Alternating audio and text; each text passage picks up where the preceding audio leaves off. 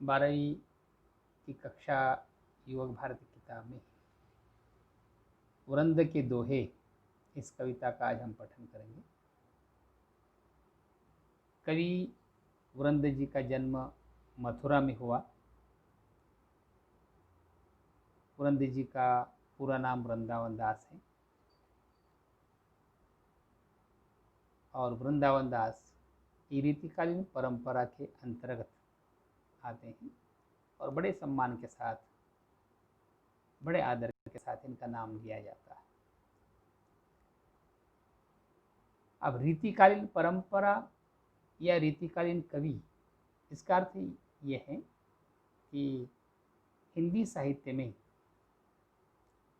अनेक कालखंड बनाए गए हैं हमारी सुविधा के लिए। वीरगाथा काल है, रीतिकाल हैं, भक्ति काल हैं, आधुनिक कविता है, नई कविता है, ऐसे अनेक कालखंड बनाए गए हैं। उसमें रीतिकाल ये ईस्वी सन 1700 से शुरू होता है, उसके आसपास का समय ये रीतिकाल का समय समझा जाता है। बहुतांश रीतिकाल के कवि ये राज दरबारी कवि थे या इन कवियों को राजाश्रय प्राप्त था, या तो बड़े राजाओं के पास, सरदारों के या अमीरों के यहाँ रहकर ये अपनी कविताओं को प्रस्तुत करते थे और उनके बदले में इन्हें अशर्फियाँ मिलती थी, पैसे मिलते थे। और वृंदावन दास जी या कवि वृंद जी भी औरंगजेब के दरबार में कुछ समय तक वो अपनी कविताओं को प्रस्तुत करते रहे। औरंगजेब के पश्चात उनके पुत्र आजिमुश शाह इनके भी दरबार में वो अपनी कविताओं को प्रस्तुत करने का काम करते रहे। तदनंतर वृंदावन दास ये गोसाई जी के संपर्क में आ गए और गोसाई जी के वे शिष्य बन गए। गोसाई जी को उन्होंने गुरु बना लिया और फिर बाद में अपनी कविताओं का लेखन कार्य आजीवन करते रहे। वृंदावन दास जी के 12 मासा इस रचना में उन्होंने 12 महीनों के सौंदर्य का बड़े अच्छे ढंग से वर्णन किया। इसके बाद इनकी दूसरी रचना है जिसका नाम है यमक सतसई। इस यमक सतसई में भी उन्होंने विविध प्रकार से यमक अलंकार को या यमक अलंकार का स्वरूप स्पष्ट किया है। वृंदावन दास जी की भाषा बड़ी सरल, सुंदर और साथ ही लोक भाषा से जुड़ी हुई है। इनकी भाषा में ब्रज भाषा के शब्द भी हैं, अवधी भाषा के शब्द भी बहुत मात्रा में पाए जाते हैं। वृंदावन दास जी का निधन 1723 में हुआ। ऐसे वृंदावन दास की कविता जो कक्षा 12वीं की किताब में रखी गई है और उस कविता का नाम है वृंद के दोहे। अब वृंद के दोहे इस कविता के नाम से ही हमें पता चल जाता है। वृंद मतलब कवि का नाम है और कवि के दोहे मतलब दोहे, 2 पंक्तियों की कविता। रीतिकाल में ये दोहा इस छंद में लिखने की परिपाटी थी या ज़्यादातर कवि इसी 2 पंक्ति की कविता में अपना मत प्रकट करने का काम करते थे या कविता करते थे। 2 पंक्ति की कविता यह अत्यधिक छोटी कविता है, लेकिन फिर भी इन 2 पंक्तियों में बहुत कुछ कहने की क्षमता उन कवियों के पास थी। रीतिकाल में कवि बिहारी हो चुके हैं और बिहारी की कविताओं के बारे में ऐसा कहा जाता है कि बिहारी की कविताओं में गागर में सागर भरने की क्षमता थी। मतलब उस छोटे से कविता में भी बहुत कुछ अर्थ छिपा हुआ था या बहुत कुछ कहने की क्षमता थी। और वैसा ही कुछ कवि वृंद के दोहे में भी दिखाई देता है। और वृंद जी अपने दोहे में बहुत कुछ बताने का प्रयास करते हैं। वृंद जी के दोहे ये जनसाधारण को या साधारण मनुष्य को बहुत कुछ सिखाने का काम करती है। जीवन में किस प्रकार जीना चाहिए, किस प्रकार रहना चाहिए, जीवन की वास्तविकता को, जीवन की सच्चाई को अपने कविताओं के जरिए व्यक्त करने का काम या अपनी कविताओं के द्वारे स्पष्ट करने का काम कवि वृंदावन दास जी वृंद के दोहे इस कविता के माध्यम से करते हैं। इनका विपुल साहित्य, इनकी कृतियों के नाम यहाँ पर दिए गए हैं। इनकी कृतियाँ इस प्रकार हैं: वृंद सत्सई, समेत शिखर छंद, भाव पंचाशिखा, पवन पचीसी, हितोपदेश संधि, यमक सत्सई, वचनिका, सत्य स्वरूप आदि इनकी रचनाएं। अब ये जो विधा है जिसको अभी हमने दोहा कहा है, इस दोहा विधा की विशिष्टताएं हैं कि इस दोहे के 4 चरण होते हैं।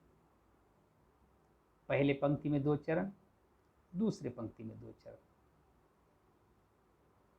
पहला चरण 13 मात्रा का होता है, दूसरा चरण 11 मात्रा का होता है, फिर तीसरा चरण 13 मात्रा का होता है और चौथा चरण फिर 11 मात्रा का होता है। ऐसे इस वृंद जी के दोहों की आज हम चर्चा करने वाले हैं। और उसमें पहला दोहा इस प्रकार है, जिसको हम समझेंगे उसके अर्थ को भी या उसके शब्दों के अर्थ को भी। तो हम आज उनकी इन कविता का पठन करेंगे। तो चलिए शुरुआत करते हैं। हम उसका स्पष्टीकरण या उसका अर्थ समझने की कोशिश करेंगे। सबसे पहला उनका दोहा है: सरसूती के भंडार की बड़ी अपूर्व बात, जो खर्चे त्यों त्यों बढ़े, बिन खर्चे घटी जात। अब इस दोहे में सरस्वती मतलब सरस्वती जो विद्या की देवता है, भंडार मतलब खजाना, विपुलता, अपूर्व मतलब जो पहले कभी घटी नहीं है, आचरज, आश्चर्य, जो खर्चे, जो खर्च करता है, त्यों त्यों मतलब जैसे वैसे वैसे ये बढ़ता है, बढ़े मतलब बढ़ता है। अब इस कविता का भावार्थ इस प्रकार है: सरसूती के भंडार की बड़ी अपूर्व बात, जो खर्चे त्यों त्यों बढ़े, बिन खर्चे घटी जात। कवि वृंद जी कहते हैं कि माँ सरस्वती या विद्या देवी सरस्वती के भंडार की बड़ी अजब बात है, बड़ी आश्चर्य की बात है। आप मान लीजिए कि आश्चर्य की बात क्या है, या हमें लगता है कि आश्चर्य की बात कौन सी है, कि धन की विशेषता ये होती है कि जैसे हम धन को खर्च करते हैं, किसी को देते हैं, तो वह धन धीरे धीरे घट जाता है, कम हो जाता है। मान लीजिए आपके पास 100 रुपये हैं, उन 100 रुपये में से आप किसी को 5 देते हैं, किसी को 10 देते हैं, किसी को 15 देते हैं। तो जैसे जैसे आप वो पैसे देते जाते हैं, वैसे वैसे 100 रुपये में से उतने पैसे घट जाते हैं, कम हो जाते हैं। मतलब धन की विशेषता ये होती है कि जैसे जैसे हम खर्च करते हैं, वैसे वैसे धन कम हो जाता है, घट जाता है। धन मतलब रुपया है, सोना है, चांदी है, गोधन भी कहते हैं, हाथियों का धन भी कहते हैं, घोड़ों का धन कहते हैं। ऐसे अलग अलग प्रकार का धन है। और ये सारे धनों की यही विशेषता है कि जैसा हम खर्च करते हैं, वैसा ये धन कम हो जाता है, घट जाता है। लेकिन सरस्वती के धन की मतलब विद्या धन की ऐसी विशेषता है, बड़े अचरज की या बड़े आश्चर्य की ये बात है कि हम विद्या रूपी धन जैसे जैसे खर्च करते हैं वैसे वैसे वो बढ़ जाता। मतलब जो ज्ञान, जो बात हमें मालूम है या जिस ज्ञान को हम समझ चुके हैं, जान चुके हैं, वह ज्ञान अगर हम दूसरों को देते हैं, दूसरों को समझाते हैं या दूसरों को बताते हैं, तो ऐसा बताते समय, समझाते समय, ज्ञानदान करते समय हमें कुछ नया ज्ञात हो जाता है, कुछ नया मालूम हो जाता है, कुछ नया सीखने को मिलता है। मतलब हम देते देते भी कुछ पा जाते, देते देते भी हमें कुछ मिल जाता है, देते देते भी हमारे ज्ञान में कुछ बढ़ोतरी होती है, कुछ बढ़ जाता है। इसलिए वृंद जी कहते हैं कि सरस्वती का ये ज्ञान, ये भंडार, ये या सरस्वती के भंडार की यही तो विशेषता है, यही तो आश्चर्य की बात है कि जैसा जैसा हम इस ज्ञान को बांटते हैं, देते हैं, वैसे वैसे ज्ञान में बढ़ोतरी होती है, इजाफा होता है। अगर हम ज्ञान को न बांटें, न खर्च करें, किसी को न दें, तो धीरे धीरे जो ज्ञान हमें मालूम था, जिसको हम जानते थे, धीरे धीरे वो जानकारी भी एक दिन समाप्त हो जाती है, मिट जाती है, घट जाती है। क्योंकि बात को दोहराने से या जानकारी को दोहराने से, पुनः पुनः प्रयास करने से हमारी जो जानकारी है, हमारी जो विद्वत्ता है, हमारी जो मालूमात हैं, वह मालूमात ये पक्की हो जाती है या बढ़ जाती है। अगर हम पुनरावृत्ति नहीं करते, अभ्यास नहीं करते, तो धीरे धीरे हम वो भूल जाते हैं, मतलब हमारे ज्ञान में कमी हो जाती है। इसलिए कोई वृंद जी कहते हैं कि सरस्वती की ज्ञान की यही विशेषता है, यही आश्चर्य की बात है। जैसा जैसा हम ज्ञान को खर्च करते हैं, बांटते हैं, देते हैं, वैसे वैसे ज्ञान में बढ़ोतरी होती है, इजाफा होता है। और अगर हम बांटते ही नहीं हैं, खर्चे नहीं करते, तो फिर हमारा ज्ञान घट जाता है, कम हो जाता है। ये पहली कविता का अर्थ है। अब दूसरी कविता है, नैना देत बताए सब, हिये को हेत अहेत, जैसे निर्मल आरसी, भली बुरी कही देत। वृंद जी कहते हैं, नैना देत बताए सब। नैना मतलब आंखें, नेत्र, बताए मतलब बताते हैं, सब मतलब सब कुछ। हिय मतलब हृदय, हिये को हेत अहित, हृदय की हित की बात, हृदय की अहित की बात, अच्छी या बुरी बात, सुख की या दुख की बात, भली या बुरी बात, जैसे निर्मल आरसी। निर्मल मतलब स्वच्छ, जिस पर मल नहीं है, जो मैली नहीं है। आरसी मतलब आईना। भली मतलब बड़े अच्छे ढंग से, भली मतलब अच्छी, बुरी मतलब बुरी कही दे। अब इस कविता का भावार्थ इस प्रकार हो सकता है, नैना देत बताए सब, आंखें सब कुछ बताती है। अब हमारे या मोटे तौर पर हम ऐसा मानते हैं कि बताने का काम जुबान करती है। अगर हमें व्यथा होती है, दुख होता है, पीड़ा होती है, तो हमारी उस पीड़ा को बयान करने का काम जुबान करती है। मेरे सर में तकलीफ है, मेरे पेट में तकलीफ है, मुझे बुखार है, मुझे अच्छा लग रहा है, मुझे बुरा लग रहा है, ये सब कुछ बताने का काम ये हमारी जुबान करती है, ऐसा मानते हैं। लेकिन जुबान कुछ भी न कहें तो भी ये आंखें हमारे हृदय में जो व्यथा है, जो पीड़ा है, जो दुख हैं, जो हर्ष हैं, जो उल्लास हैं, वो सारी बातें आंखें बता देती है। भले ही हम जुबान से कुछ न कहें, लेकिन लेकिन मनुष्य की आंखों को देखने के बाद ये पता चल जाता है कि वो मनुष्य दुखी है या सुखी है, वो मनुष्य, उस मनुष्य के मन में पीड़ा है या हर्ष है या खुशी है, ये सब कुछ पता चल जाता है। मतलब हृदय की सारी बातें बयान करने का काम आंखें करती है। जब मनुष्य को दुख होता है तो उसकी आंखें सिकुड़ जाती है, जब मनुष्य को खुशी होती है तो उसकी आंखें फैल जाती है, उसकी आंखों में एक चमक आ जाती है, उसकी आंखों में एक उल्लास दिखाई देता है, उसकी आंखों में एक प्रकार की ताजगी महसूस होती है। जब वो दुखी होता है, पीड़ित होता है, तो उसकी आंखों में व्यथा झलकती है, पीड़ा झलकती है। इसका मतलब ये होता है कि आंखें हमारे हृदय की सारी बातें बता देती है, बयान करती है। वे कैसे बयान करती है? बड़े आसानी से कवि रंदी जी समझाते हैं कि जैसे निर्मल आरसी, आईना निर्मल है, साफ सुथरा है, उस पर कोई धूल नहीं है, मिट्टी नहीं है।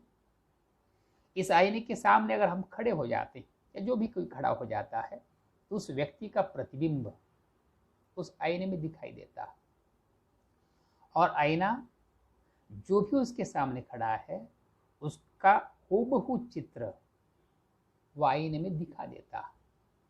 आदमी अच्छा है तो अच्छा दिखा देता, बुरा है तो बुरा दिखा देता, काला है तो काला दिखाई देता है, गोरा है तो गोरा दिखाई देता है।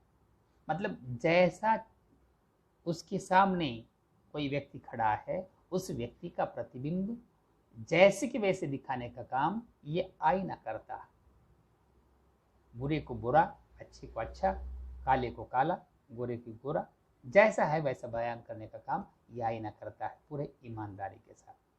जिस प्रकार आईना उसके सामने के व्यक्ति को उसका प्रतिबिंब ठीक ठीक बता देता है, उसी प्रकार ये आंखें भी हमारे मन के प्रतिबिंब को या हमारे मन के प्रतिबिंब को, हमारे मन के भाव को जैसे कि वैसे बयान करने का काम ये आंखें करती है। ऐसा कवि उरंद जी कहते हैं। उरंद जी की दूसरी कविता इस प्रकार है। अपनी पहुंच विचारी के करतब करिए दौर, अपनी पहुंच विचारी के करतब करिए दौर, तेते पांव पसारिए जेती लांबी सौर। ये कहते हैं पहुंच मतलब क्षमता, विचारी मतलब विचार करना, सोचना, कई मतलब कर कर, कर्तव्य मतलब कार्य, करिए मतलब करना चाहिए, दौर का अर्थ है क्रम, चक्कर, फेर। तेते पांव पसारी, तेते मतलब उतने, पांव पांव, पसारी मतलब फैलाना, जेती मतलब जितनी, लांबी मतलब लंबाई, सौर मतलब चादर। कवि जी कहते हैं कि मनुष्य को कोई भी कार्य करने से पहले सोचना चाहिए, विचार करना चाहिए कि मेरी क्षमता कितनी है, मेरी ताकत कितनी है, मेरी शक्ति कितनी है, और अपने शक्ति के अनुकूल, अपने ताकत के अनुकूल मनुष्य को व्यवहार करना चाहिए, कार्य शुरू करना चाहिए। अगर हमारी शक्ति कम है, पहुंच कम है, ताकत कम है, और हमने कोई बड़ा कारोबार करना शुरू कर दिया, व्यवसाय करना शुरू कर दिया, जानकारी कम है, मालूमात कम है, धन कम है, और ऐसे में गड़बड़ी में अगर हमने कोई व्यवसाय शुरू कर दिया तो हमें नुकसान हो सकता है। जैसे कवि कहते हैं कि सर्दी के मौसम में मनुष्य सर्दी से बचना चाहता है, ठंड से बचना चाहता है, और इसलिए वह चादर ओढ़कर सोता है। और जैसे जैसे सर्दी बढ़ती है वैसे वैसे मनुष्य उस चादर को अपने शरीर के चारों ओर लपेट लेता है। अगर हम सचमुच सर्दी से बचना चाहते हैं तो हमारे पांव उतने ही फैलाने चाहिए जितनी हमारी चादर की लंबाई है। अगर चादर छोटी है और हम पांव फैलाकर सोना चाहते हैं, लंबे कर कर सोना चाहते हैं, तो हो सकता है चादर छोटी पड़ने से पांव चादर के बाहर आ सकते हैं, हो सकता है पांव चादर में होंगे तो हमारा सर बाहर आ सकता है। मतलब हमारे शरीर का कोई न कोई हिस्सा ठंड का सामना उसे करना पड़ता है, मतलब हमें ठंड लग सकती है। और इसलिए समझदार आदमी ऐसा ही करता है कि जितनी चादर होती है उतने ही वो पैर फैलाकर उस चादर में सोता है। उस चादर की गर्मी को वो अपने ठंड को बचाने के लिए उस गर्मी का उपयोग करता है। ठीक उसी प्रकार वृंद जी भी कहते हैं कि मनुष्य को भी कोई व्यवहार, कोई व्यवसाय, कोई कार्य करने के पहले अपनी क्षमता को, अपने ताकत को पहचान लेना चाहिए, सोचना चाहिए और अपने ताकत के अनुसार, अपने क्षमता के अनुसार या अपनी शक्ति के अनुसार ही उस कार्य को शुरू करना चाहिए। इससे इसमें ही उसका भला है, अन्यथा उसका नुकसान हो सकता है, ऐसा वृंद जी कहते हैं। अगला दोहा इस प्रकार है,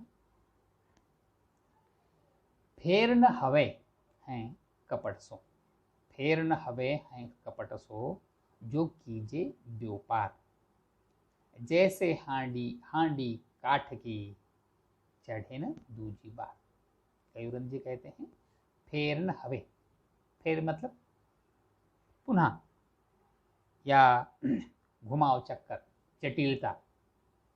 हवे कपट मतलब कपटपन, कीजिए मतलब करना चाहिए, व्यापार मतलब व्यवसाय, धंधा, कारोबार। हांडी मतलब घड़ा, मटका या पात्र, काठ मतलब लकड़ी, चढ़े मतलब चढ़ाना, दूजी बार मतलब दूसरी बार। अब इस कविता का भावार्थ इस प्रकार होता है या इस प्रकार है, फेर न हवे हैं कपट सो, जो कीजे व्यापार, जैसे हांडी काठ की, चढ़े न दूजी बार। कई वृंद जी कहते हैं कि हमें व्यवहार करते समय, व्यापार करते समय कभी भी कपट से काम नहीं लेना चाहिए, कभी भी कपट से किसी के साथ बर्ताव नहीं करना चाहिए। हमें पूरी ईमानदारी के साथ व्यापार करना चाहिए, धोखाधड़ी से दूर रहना है, छल से दूर रहना है, किसी को फंसाना नहीं चाहिए। क्योंकि अगर हम किसी को फंसाते हैं, किसी को धोखा देते हैं या किसी से ज़्यादा वसूलने की, ज़्यादा मुनाफे की कोशिश करते हैं, तो उससे हमारे कारोबार में बढ़ोतरी होने के बजाय, हमारा कारोबार बढ़ने के बजाय, हमारा व्यवहार बढ़ने के बजाय हमारे कारोबार में न्यूनता आ सकती है, नुकसान हो सकता है। कैसे? कभी वृंद जी समझाते हैं कि अगर हम खाना खाना चाहते हैं, कोई पकवान पकाना चाहते हैं, चावल पकाना चाहते हैं, तो चावल को किसी बर्तन में डालकर, स्टील के बर्तन में, जर्मन के बर्तन में या कोई या मिट्टी के बर्तन में वो चावल डालकर, उस चावल में पानी डालकर वह चावल का घड़ा, ये चावल की हांडी हम चूल्हे पर रख देते हैं और नीचे से चूल्हे में लकड़ियाँ डालकर उस चूल्हे की उस लकड़ियों की आग को भड़काते हैं और उस आग पर ये चावल पकते हैं और तब हमें खाना मिलता है। लेकिन हमने अगर खाना पकाने का ठान ही लिया है तो हम जो बर्तन हम इस्तेमाल कर रहे हैं वह बर्तन किसी धातु का न होकर अगर लकड़ी का होगा, हांडी अगर लकड़ी की होगी और लकड़ी के हांडी में अगर हमने चावल रख दिए और वह लकड़ी की हांडी अगर हमने चूल्हे पर रख दी और नीचे से हम उस लकड़ी को सुलगा दिया, आंच बढ़ती गई, तो उस आंच की गर्मी उस लकड़ी के हांडी को मिलते ही अंदर के चावल पकने के बजाय वह हांडी ही जल जाएगी, वह लकड़ी की होने से वह जल जाएगी और हमें खाना नहीं मिलेगा और उस हांडी की राख हो जाएगी। लकड़ी की हांडी अगर हम खाना पकाते हैं तो हम कोई बर्तन है, स्टील का है, जर्मन का है, तो उसका इस्तेमाल हम बार बार कर सकते हैं क्योंकि वो जलता नहीं। लेकिन लकड़ी की हांडी एक बार ही रखने से वो जलकर भस्म हो जाती है, राख हो जाती है, दूसरी बार उसका उपयोग नहीं हो सकता, दूसरी बार हम उसको उपयोग में ना ला नहीं सकते। उसी प्रकार कवि वृंद जी कहते हैं कि हम अगर किसी को फंसाते हैं, किसी को लूटते हैं, किसी के साथ बेईमानी करते हैं, तो वह आदमी एक ही बार आपसे धोखा खा सकता है। जैसे उसे मालूम हो जाता है कि हम कपटी हैं, हम बेईमानी करते हैं, हम लूटते हैं, तो सजग हो जाता है, सावधान हो जाता है। और सजग होने के बाद, सावधान होने के बाद वह हमारी दुकान में आने से कतराता है, कोई दूसरा दुकान ढूंढ लेता है, कोई किसी दूसरे दुकान में जाकर वो अपना खरीदारी करता है। मतलब जो बार बार आकर हमारे दुकान में आकर हमें मुनाफा देता था, वह एक बार ही हमारी बेईमानी को समझकर दूसरे दुकान में चला जाता है और ग्राहक धीरे धीरे छूटते जाते हैं, कम होते जाते हैं। और हमारा एक दिन ऐसा आता है कि कोई भी ग्राहक हमारे दुकान पर नहीं आएगा, ग्राहक ही नहीं आएगा, मतलब हमारा दुकान बंद हो जाएगा, मतलब हमारा व्यापार ठप हो जाएगा। इसलिए कवि वृंद जी कहते हैं कि व्यापार में कभी भी कपट से काम नहीं लेना चाहिए, धोखे से काम नहीं लेना चाहिए, क्योंकि हम जिस किसी को धोखा देते हैं वो बस एक बार धोखा खा सकता है, लेकिन जैसे उसे पता चलता है कि हम धोखा दे रहे हैं, बेईमानी कर रहे हैं, हम लूट रहे हैं, तो आदमी सजग हो जाता है और कोई दूसरा और दुकान या कोई दूसरा दुकानदार ढूंढ लेता है और हमारे दुकान को हमेशा के लिए भूल जाता है और इससे हमारा नुकसान ही होता है, ऐसा वृंद जी कहते हैं। अगला दोहा इस प्रकार है, ऊंचे बैठे ना लहीं, ऊंचे बैठे ना लहीं, गुण बिन बड़प्पन कोई, बैठो देवल शिखर पर, वायस गरुड़ न होई। कई वृंद जी कहते हैं, या पहले सबसे पहले हम उनके शब्दार्थ को देख लें। ऊंचे बैठे ना लहीं, बैठने मतलब बैठना, लहीं मतलब लेना, गुण बिन मतलब बिना गुण के, बड़प्पन मतलब बड़प्पन, देवल मतलब भगवान का या देवालय या मंदिर, शिखर मतलब उस मंदिर का, मंदिर की चोटी, मंदिर का शिखर, वायस कौवा। अब इस कविता का भावार्थ इस प्रकार हो सकता है, ऊंचे बैठे ना लहीं, गुण बिन बड़पन कोई, बैठो देवल शिखर पर, वायस गरुड़ न हुई। कई वृंद जी कहते हैं, केवल ऊंचे स्थान पर बैठने से किसी को बड़प्पन नहीं मिल जाता या कोई बड़ा नहीं बन जाता। केवल स्थान ऊंचा हासिल करने से, ऊंचे स्थान पर बैठने से, ऊंचे स्थान पर विराजमान होने से मनुष्य बड़ा नहीं बन जाता। तो मनुष्य को बड़ा बनने के लिए, प्रतिष्ठा पाने के लिए, सम्मान पाने के लिए मनुष्य के अंदर गुण होना, सद्गुण होना बहुत जरूरी है।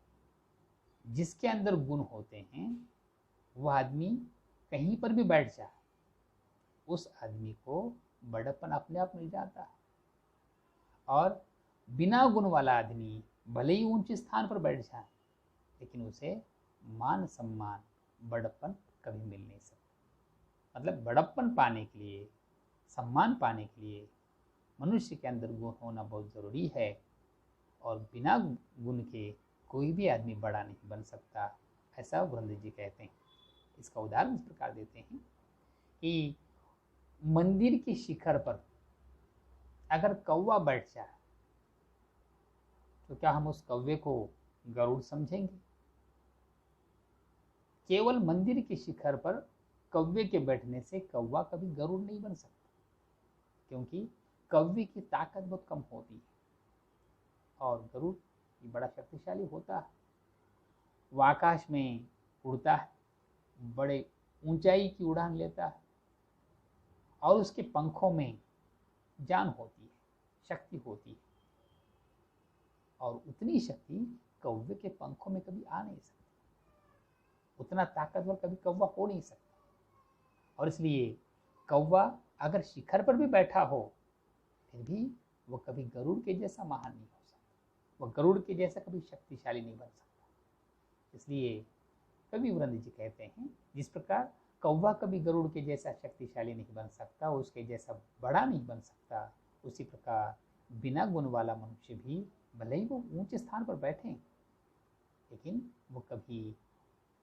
कभी वो बड़ा नहीं बन सकता, या उसे कभी बड़प्पन नहीं मिल सकता। अगला दोहा इस प्रकार है,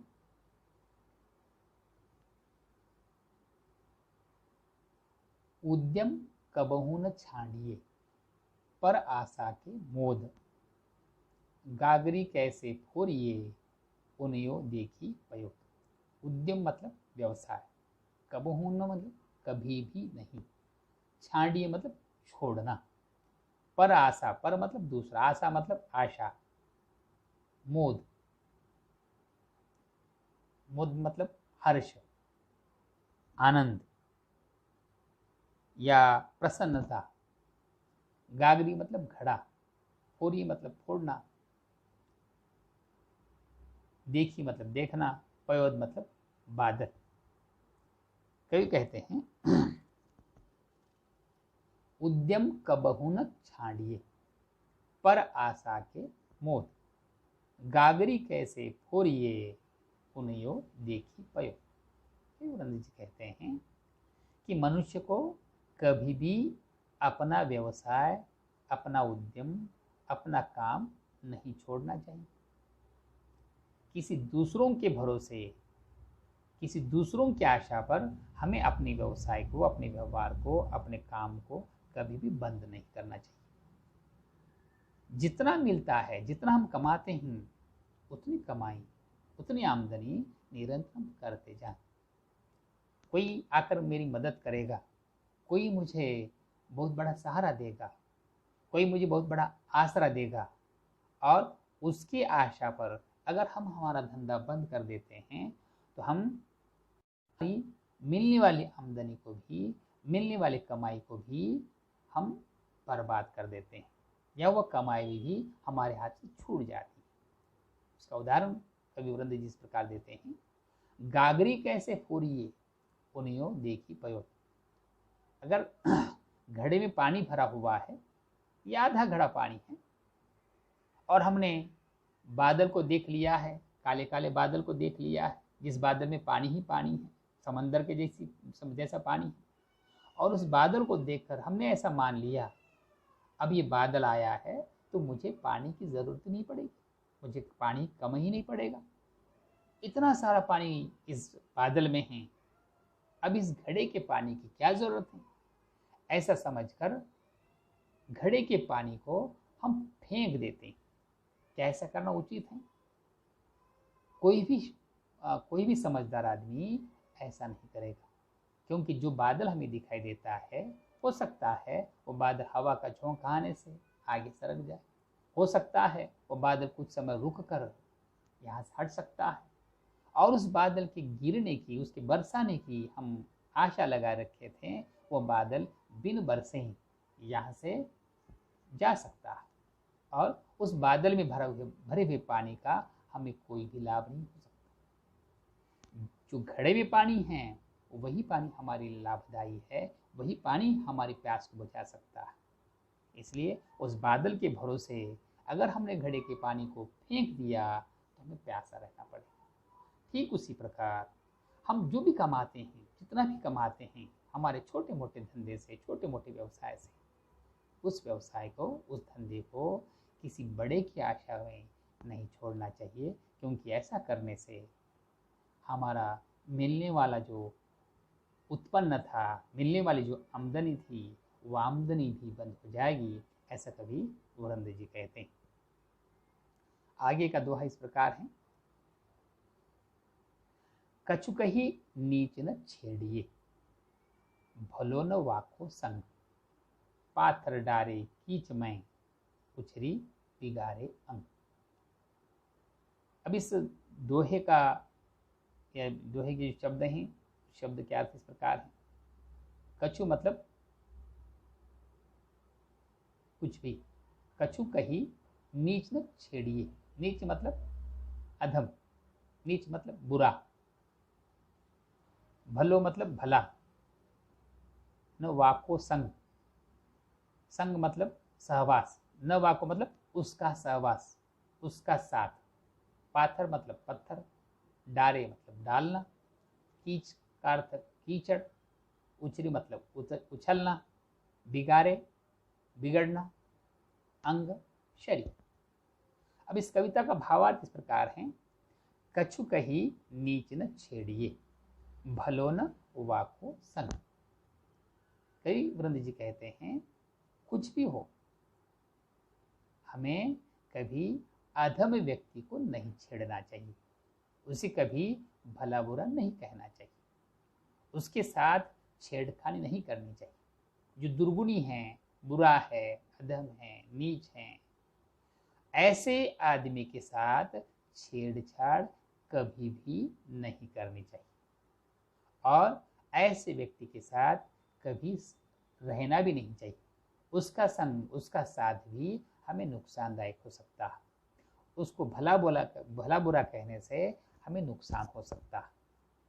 कभी इसका उदाहरण इस प्रकार समझाते हैं, पाथर डारे कीचने। अगर हम पत्थर कीचड़ में डालते हैं तो कीचड़ में पत्थर डालने से होता क्या है, जैसे ये पत्थर कीचड़ में गिर जाता है तो पत्थर के गिरने से कीचड़ उछलता है, और कीचड़ उछलकर वह हमारे बदन पर गिर जाता है, हमारे अंग पर गिर जाता है। इससे हमारा अंग, हमारे कपड़े ये बिगड़ जाते हैं, मतलब कीचड़ से सन जाते हैं, गंदगी से भर जाते हैं।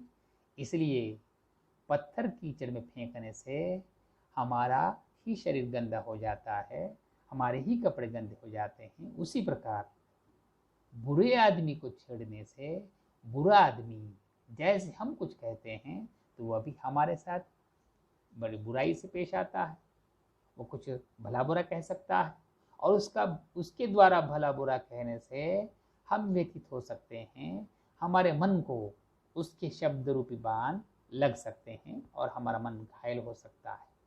इसलिए कभी भी बुरे व्यक्ति के साथ छेड़छाड़ नहीं करनी चाहिए, क्योंकि छेड़छाड़ करने से हम ही दुखी हो सकते हैं या हमें ही दुख भोगना पड़ सकता है, ऐसा कवि वृंद जी कहते हैं। आगे का दोहा इस प्रकार है, जो पावे अति उच्च पद, ताको पतन निदान, जो तपि तपि मध्यान्ह लौं, अस्त होतु है भान। जो पावे, जो मनुष्य या जो पावे, पावे मतलब पाना, अति उच्च पद सबसे ऊंचा पद, बड़ा पद, ताको पतन निदान, ताको मतलब उसका, पतन मतलब नीचाई की ओर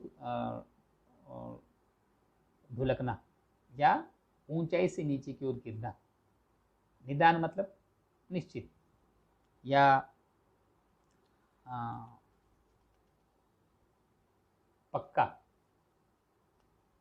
तपी तपी मतलब तप तप कर, मध्याह्न मतलब दोपहर, अस्त मतलब अस्त होने वाला, डूबने वाला, भान मतलब सूर्य। अब इस कविता का भावार्थ इस प्रकार है, जो पावे अति उच्च पद, जो मनुष्य सबसे ऊंचा पद पाना चाहता है, बड़ा पद पाना चाहता है, अहम पद पाना चाहता है, उस ऊंचे पद का भी पतन निश्चित है।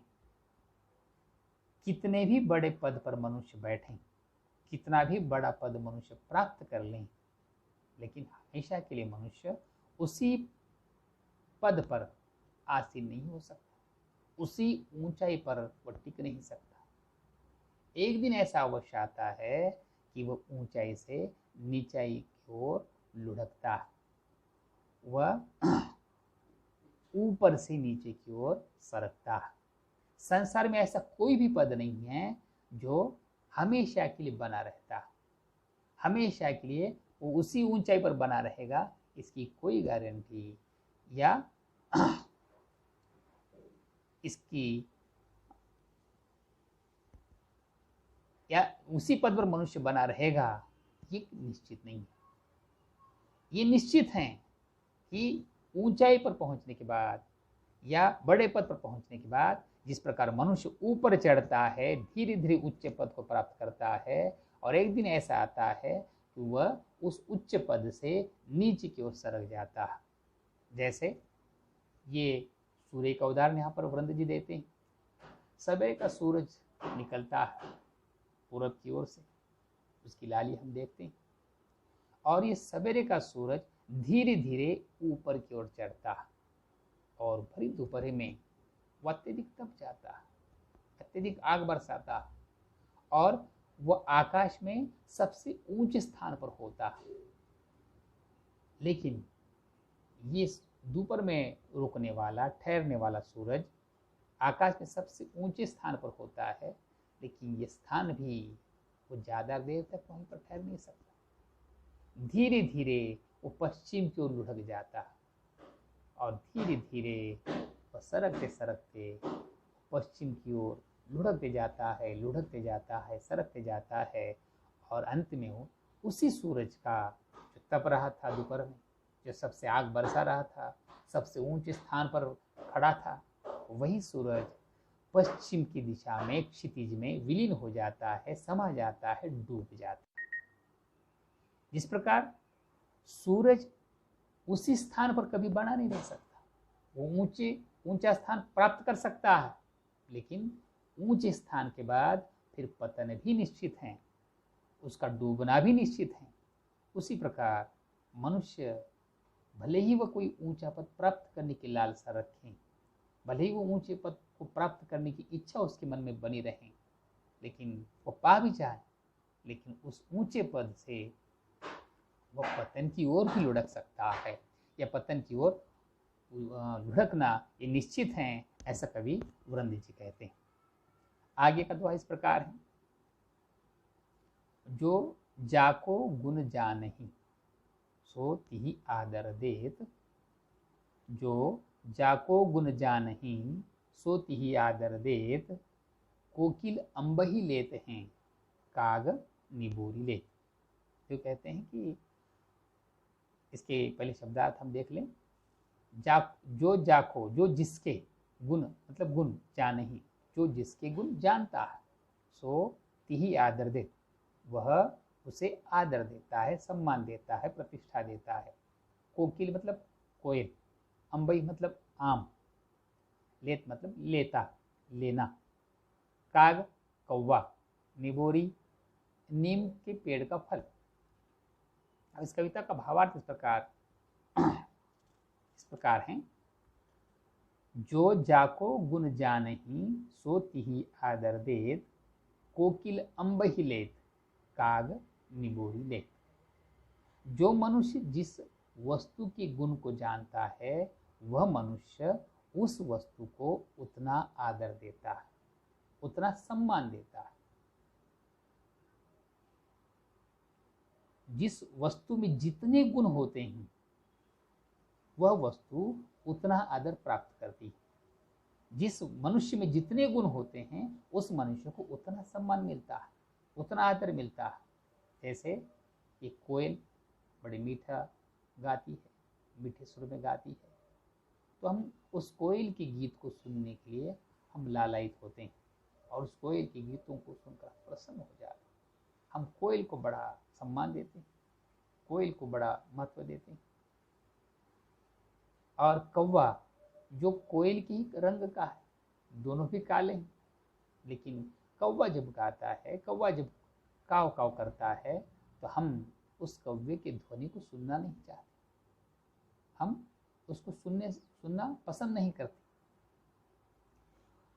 और कोयल ये जो मीठा गाती है, ये कोयल उस आम के फल के रस को जानती है, उसकी मिठास को जानती है, इसलिए कोयल उस आम के मिठास को चखती है, क्योंकि कोयल को पता है कि इस आम ये सबसे मीठा फल होता है, सबसे मिठास उसमें भरी है, और कोयल उस मिठास को चखती है, उसका आनंद लेती है। और कौवा उस आम के फल की मिठास को चखता नहीं, उसे लगता है नीम का पेड़ है, उसी प्रकार आम का पेड़ है।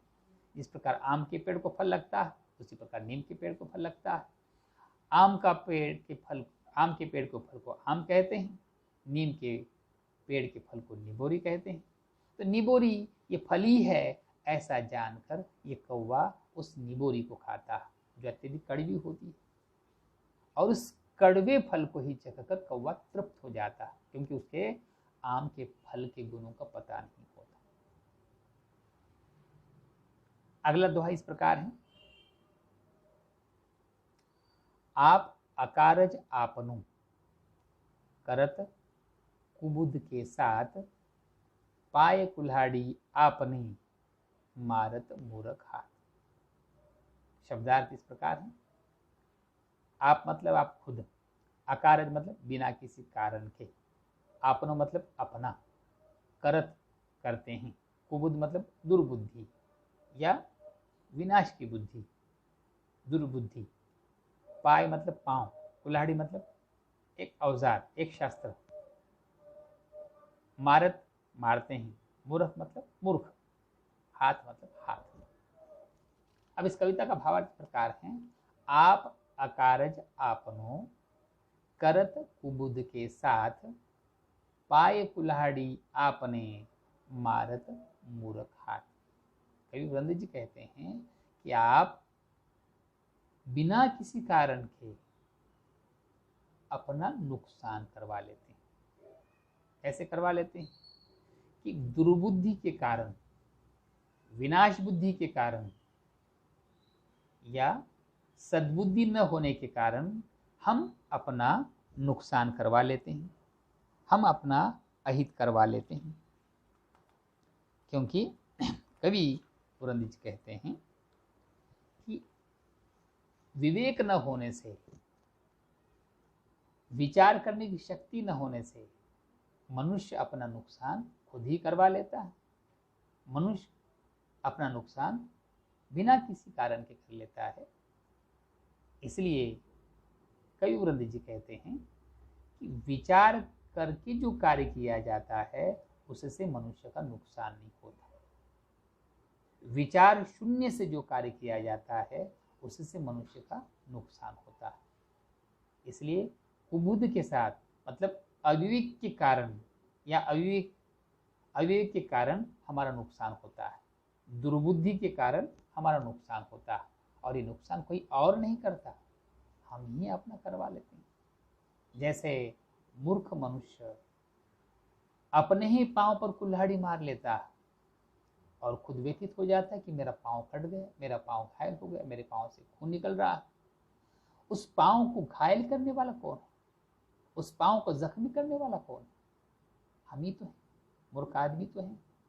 और हम ही अपने ही हाथों से अपने ही पांव में कुल्हाड़ी मारकर हम रोते बैठेंगे, चिल्लाते बैठेंगे, चीखते रहेंगे, तो इसमें दूसरों का क्या दोष है? ठीक उसी प्रकार हम ही हमारा नुकसान करवा लेते हैं बिना किसी सोचे समझे। अगर हम कोई कार्य करते हैं तो इससे हमारा नुकसान होता है। इसलिए हमें कोई भी कार्य करने से पहले सोच विचार करना चाहिए, और अच्छा विचार अगर हम कुछ करते हैं तो उससे हमारा नुकसान नहीं होता, अन्यथा हमारा नुकसान होता है, ऐसा वृंद जी कहते हैं। आखिरी दोहा इस प्रकार है, कुल कपूत जानो परे, लखी शुभ लक्षण गात, होनहार बिरवान के होत चिकने पात। कवि वृंद जी का ये आखिरी दोहा है। इस दोहे के शब्दार्थ इस प्रकार है, कुल मतलब घर का, कपूत बुरा या कुपुत्र, जानो परे जानते हैं, लखी लखना दिखाई देना, शुभ मतलब शुभ, लक्षण मतलब लक्षण, होनहार होने वाले, बिरवान पेड़ पौधा, होत चिकने पात, पात मतलब पत्ते, चिकने मतलब साफ सुथरे। अब इस कविता का भावार्थ प्रकार है, कुल कपूत जान्यो परे, लखी शुभ लक्षण गात। कवि वृंद जी कहते हैं कि बच्चा जब छोटा होता है तभी वो अच्छा निकलेगा या बुरा निकलेगा, वो भला निकलेगा या बुरा निकलेगा, इसकी जानकारी मिल जाती है। क्योंकि बच्चों के शुभ लक्षण हमें बता देते हैं कि बच्चा ये बड़ा होकर बड़ा ही अच्छे कर्म करने वाला है, ये अच्छे कर्म करने का काम करने वाला है। और उसके अशुभ लक्षणों को देखकर हम ये समझ सकते हैं कि ये लड़का बड़ा होकर अच्छा नहीं बनेगा। इसलिए लड़के के पालने में ही, झूले में ही वो भला होगा या बुरा होगा, वो अच्छा निकलेगा या बुरा निकलेगा, इस बात का पता चल जाता है। ऐसा कवि वृंद जी कहते हैं। और इसका उदाहरण इस प्रकार देते हैं। कोई छोटा सा पौधा है, बीज अंकुरित हो चुका है, अभी 4-6 पत्ते उसको निकल चुके हैं, और उस पत्तों को देखकर हम पता लगा लेते हैं कि आगे चलकर ये पौधा कितना बड़ा होगा। अगर उसके 4-6 पत्ते जो भी हैं वह अगर कुम्हलाए हुए हैं, मुरझाए हुए हैं, उन पत्तों में कोई ताजगी नहीं है, उन पत्तों में कोई चमक नहीं है, तो हम ऐसा समझ लेते हैं कि ये जो पौधा है आगे चलकर ज़्यादा विकसित नहीं होगा, ज़्यादा बड़ा नहीं होगा। लेकिन वही पौधा, उसके जितने भी 4-6 पत्ते हैं वो बड़े साफ सुथरे दिखाई देते हैं, बड़े चिकने चमकीले दिखाई देते हैं, बड़े ताजे ताजे दिखाई देते हैं। तो हम ऐसा पता लगा लेते हैं कि ये पौधा आगे चलकर बहुत बड़ा पेड़ बन सकता है, बहुत बड़ा विशाल वृक्ष बन सकता है। मतलब पौधे का छोटा रूप अगर लुभावना है, ताजा है, उसके पत्ते अगर साफ सुथरे हैं, बड़े ही चिकने दिखाई देते हैं, तो पौधा एक विशाल पेड़ बन सकेगा, ऐसा हम उसके बारे में कह सकते हैं। उसी प्रकार बच्चा भले ही छोटा है, लेकिन उसके बचपन के लक्षण हमें एहसास करा देते हैं कि ये लड़का आगे चलकर ये गुणवान निकलेगा या गुणहीन निकलेगा, बच्चा अच्छा निकलेगा या बुरा निकलेगा, ये बचपन के लक्षणों से ही पता चल जाता है। ऐसा कवि वृंद जी कहते हैं। आज इतना ही, आगे कल